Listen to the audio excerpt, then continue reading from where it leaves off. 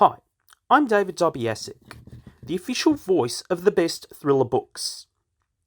I'm here to introduce the next episode of The Five Angry Men. They discuss the best way to read a book: hardcover, ebook, or audiobook. An audiobook. You mean like when a narrator, a voice, brings the text to life? I think you know my vote. Anyway, here's the boys. All right. Hey, welcome back to Five Angry Men. My name is Derek Ludke. With us, we've got Chris Miller, Steve Netter, Jay Todd, and Stu. So we're here to talk about different things. But before we get going, I would like to throw a shout out to our voice from down under, Dave Dobiasic, who is the voice of Best Thriller Books. So with that, let's get into today's topic. The question I have for you guys is, out of the three different ways you can read a book, what's your favorite way to do it? Hard physical book, electronic ebook, or an audio book? Steve, let's go with you first. What do you think? Well, what do you think? I am a ebook guy.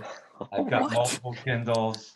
I've actually burned through them. I've had to buy them because I've burned them out from how much I've read. So no, I love. I mean, look, I like a hard copy too, but the ebook to me is more practical. Like I can read it laying on my side. I can, when I go on a business trip, I can bring 4 or 5 books in something, well, this size, right? And so it's easier to travel with. And so I started doing that, when I was on the road a bit, and I just got hooked with it. And so it's just been mostly ebook since then. And I won't apologize for it. So You should. Chris, what about you? Well, I'm at a loss for words. I can say without a doubt all three, right? It just depends on where I'm going, what I'm doing, how I'm doing it. Now, if I'm on the road, audiobooks are perfect. If I'm, for work, I'm driving 45 minutes each way every day, then sure, I'll put an audiobook on, and through a week and a half, I'll finish a book. It's not that hard. I prefer hardcovers when I'm sitting at home. But when I was in the military and deployed on submarines, we don't have a lot of space on submarines. So instead of me taking 45 books with me underway when we would go on a deployment, a Kindle, I could put 100 books on it and never have a problem. Just gotta, keep it charged. So I prefer hardcover. I don't like mass market paperbacks. They're too small, although they do fit in your back pocket really well. I prefer reading them, and that doesn't really help when they're in my back pocket. So hardcovers are the way for me. But that's what I got. You're hedging your bets like you have a Brady and a Mahomes jersey at home. There's no right answer. There's no wrong answer. Oh, there's Kansas Bay. It was mentioned, Todd so Wilkins. it was mentioned, so I'll just throw that out there. Sorry, guys. No, you had to do it. Stu, what do you think? What's your preferred? Okay, so I gotta get comfortable. Brace yourselves. Yeah, so I agree with what Miller said. I just take a different turn at the end, So I've been an audiobook guy since, I don't know, early on in the whole audiobook thing, back with like tapes and then CDs. But I am a audiobook fanatic. So I checked today, I have almost 700 audiobooks in my library. I've listened for about 9.5 months of my life. But I think it's such an interesting way of taking in a book. You say reading, everyone's like, you're not actually reading the book. Okay, true. But it's like a dramatic reading, and you have amazing narrators like George Guidall, who does the Mitrap series. You have Scott Brick, who does the Orphan X and the Bourne books. Jay Snyder, who does the Mark Greaney Gray Man series. It's just loaded. Ray Porter with Jack Carr and some Don Winslow books. It's just incredible. So there's a ton of really good ones. Also Hillary Huber from the Unsub series. I could go on and on, but they're really good. And I know some of you haven't tried one yet, But like, So- if I had to choose one, go ahead, Todd. I'm ready. Yeah. So my question is, because I think I've listened to like 3 audiobooks my entire life. Like I don't know if I just get too distracted, my ADD or whatever, but like when are you listening? Like, are you able to like perform other functions, like do it while you're working, or does it, how do you listen with attention to a book that you're really into, but also, getting work done or something like that? Like, when do you listen to your audiobooks? Yeah, that's a good question. I used to do it when I had about a 45-hour long commute to work every day. Okay. So I was listening do it. to work, but once you've listened or read the book already, so like American Assassin, Okay. The Force by Don Winslow, and Blacktop Wasteland, I've all now listened to. The Force I've listened to over 10 times. So I can have that on while I'm working and still Gotcha. enjoy it. I'll also listen while I like go on runs and stuff like that. So All right. I find time. But you don't listen to a new book that you haven't, like, you haven't read. Like you're Not not while I'm just trying grabbing to an be audiobook. productive. Okay.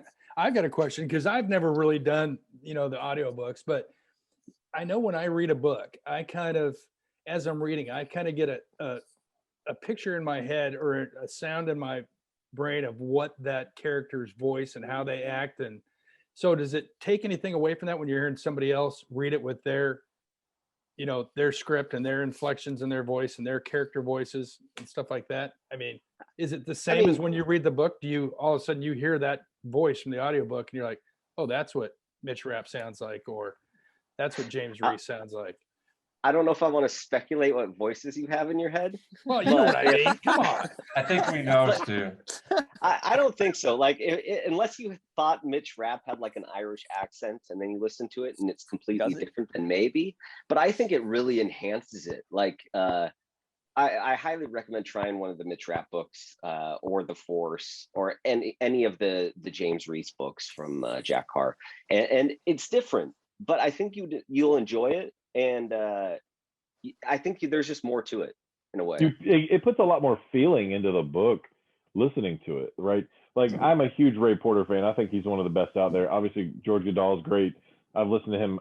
I can't even tell you how many times with the Mitch Rapp series, but I know with the James Reese series from Jack Carr, Ray Porter crushes it, and he does a lot of voice inflections to change characters, and he's so consistent with making his voice this character, that character. Like, he just switches it just like that, and it's great. I'm gonna have to take you up on that, Stu. Dude, So how for long anyone does who it- hasn't, if you haven't How long done does it any of take the to, John Corey books, go ahead, speak. dude, how long does it Elaborate over take each to get through a audiobook? I would say the average length is somewhere between like 9 and 12 hours. But you Or can if like it's a adjust Mark this. Greaney book, it's probably like 15 hours. I'm just saying. Yeah, definitely. But you can adjust the speed. So sometimes listening to it on like the original speed, they read almost too slow for me. So I'll turn up the speed a little bit, and it sounds a little more natural. But like the Nelson DeMille John Corey series, Scott Brick narrates those, and that is also a great series to start with because Scott Brick gets all the sarcasm spot on, and it's great. Well, I'm sorry. Like, I just keep laughing while you guys are talking. First, Derek, you were talking about not ever really listening to an Audible book. You got to get past the flip phone, bro. That's all I'm saying. Like, you can't. But like, and then Stu, you're telling me What's a flip phone? You're telling me you're speeding up like these. I've seen it. You can go to 1.25 times. You can go to 1.5 times speed. I'm just thinking you've got this thing on like 5 times speed, and it's just like Alvin and the Chipmunks reading you books. No, it's the I will Micro kill you. Machine I will Man. kill you.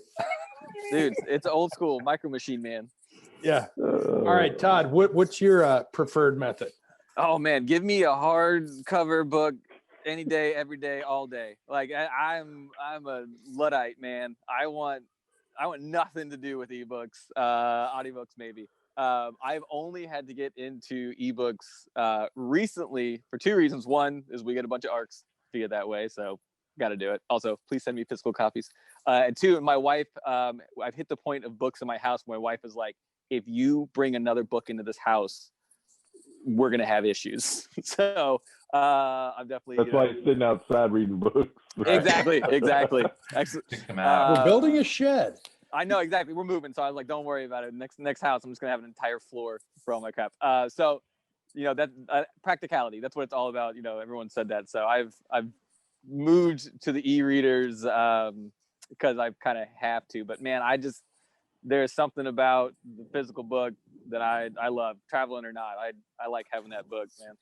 I love it. You don't like and reading on your. Go ahead, But- Stu. I was gonna say you don't like reading on your side like Steve. Oh, I don't lay like Steve. See, I didn't realize Steve laid like Derek on the the Burt Reynolds style on his side with his book. No, I lay on the couch. I'll read, but I can maneuver the book on my side. I don't have a problem with that. Weirdos. Yeah, But I'm Go a ahead. physical book kind of person too. Paperback, Chris, I know you don't like them, but paperback, hardback, and I've always got to have one, something with me to read. So, getting into the ebooks, like you said, Todd, we've had to do it a lot lately, but when I get them, I read them on my phone, and which is weird because your phone's about that big, but it's, it's kind of like watching a little TV. After a while, you don't realize that it's a little TV. You just watch it, but. Derek's cell phone is actually one of the old rotary phones that he stuck a little screen on. It's actually reading a book there. It's just numbers on the keypad. Yeah. So yeah, but the thing that I like about hard physical books is, they're a great conversation starter. If you see somebody on a plane or somewhere sitting around reading a book, you can ask them about it. Say, "Oh, is that a good book?" Or, "Oh, I've read that book. What'd you think about this? What about this?" If someone's on an e-reader, a lot of those times you can't see what the heck they're reading. So Perfect. I hate talking. Spider. I was like, this is right up Steve's alley. He's like, quit talking to me. I'm trying to read my book. Yeah, don't talk to me. Hey, what do you read? What do you read? I don't know. If I saw Derek reading a book on a phone, I might ask questions.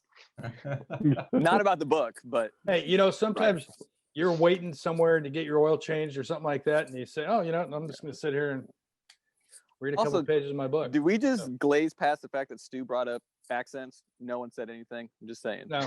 Okay. Is that where you got all of your training from? Audiobook? 100%. That's pretty money. Miller nails it. All right. Anybody got anything else?